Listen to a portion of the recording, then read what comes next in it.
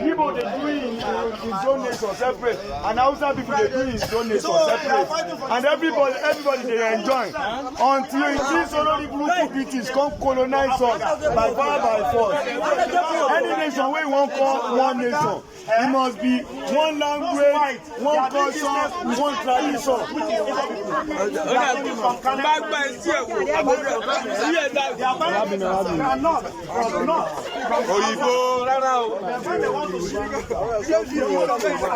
They came to Yoruba because they have their sheep in Lagos here.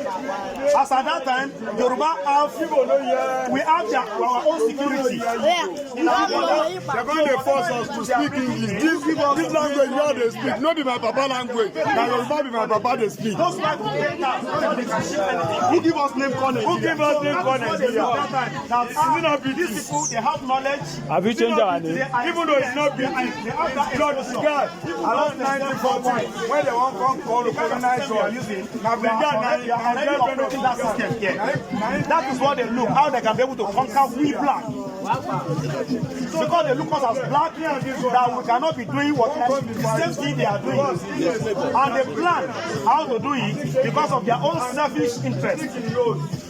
That is where they try to merge us together by giving us name Nigeria. So that whatever anything they are bringing in from east, from north, they won't pay any tax here again before they ship it out from this so-called fraudulent Nigeria.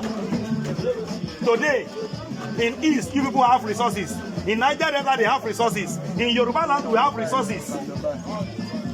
Do you know what is going on? Even the crude oil we are talking about, even the gold in Yoruba land we are talking about, they will ship all those things out, our resources.